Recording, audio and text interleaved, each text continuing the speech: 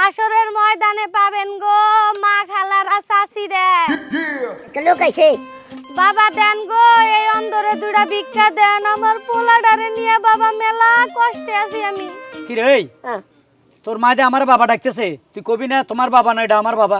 কয়ে লাভ কি? লাভ কি মানে?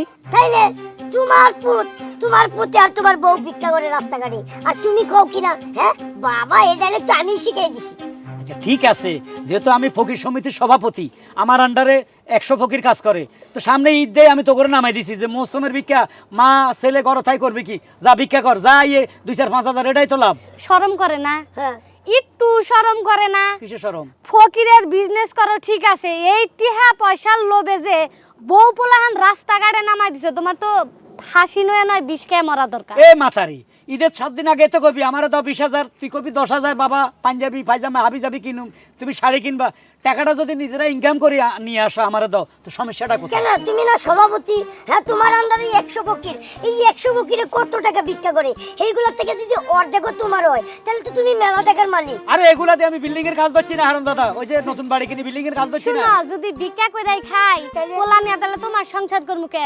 আমরা দুজনে নতুন করে সিন্ডিকেট করে ব্যবসা শুরু করব।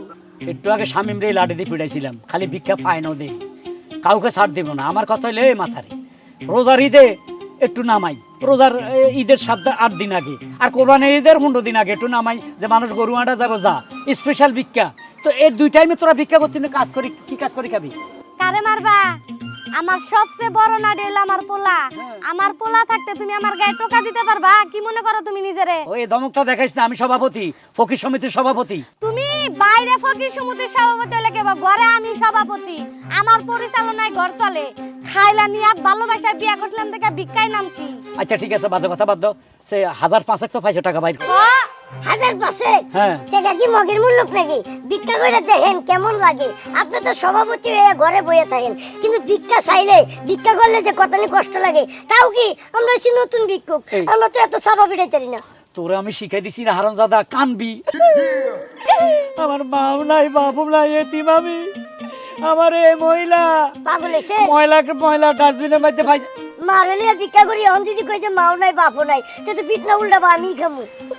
আরে তোরে কইছি পরিচয় দিতি না, তোরে কইছি কান্দি কান্দি মানুষের সেম্পিতি দেখাবি, যেন মানুষের চোখের পানি চলে আইয়ে।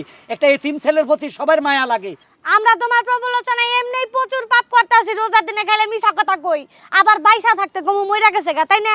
এই আমার তো সন্দেহ হইতেছে, হ্যাঁ মা বেটা মিলি না কোনো অ্যাকাউন্ট করছে, ব্যাংকে টাকা জমাস, হ্যাঁ ব্যাংকে টাকা রাখস না রাখস না? না সে কত পাইছিস? এরে হাত দিস না, এদিকে দে, এ বড় নোটগুলো এদিকে দে। এ 50 টাকা খাও, পোলা এই! কিছুই খায় নাই। এদার 5 টাকা দিলাম, এক কাজ কর, সোজা মধুপুর বাজার যাবি, সব দোকান থেকে ভিক্ষা উঠাইয়া বাসা যাই ইফতার রেডি করবি। আজকের ইফতারের মাঝে যদি হালিম টালিম সব না পাইছি, তোকে ভিক্ষারটা দিয়ে হালিম নিবি, জিলাপি নিবি, চিকেন রোস্ট নিবি, মাটন নিবি, রেজালা নিবি, আঙ্গুর নিবি, বেদানা নিবি, কমলা নিবি, আপেল নিবি, মনে থাকবো? মনে হয় ট্যাপ রেকর্ডার জুইরা দিল, খেলা কইতেই থাকে। এই যা সোজা মধুপুর বাজার, ভিক্ষা করি যা যা কইছি আইটেম, ইফতারি রেডি রাখবি না। মা পুতরে ফিডা কারে কয়? যা আরে যা, শালার মাথার, হ্যাঁ ঘরের মধ্যে খালি খাস আর ঘুমাস, হ্যাঁ একটু কাজে লাগাইছি পারুম না, টিয়া পয়সা মনে আমি কবর লই যাবো। এই যে বিল্ডিং করতেছে এটা তো তোদের জন্য।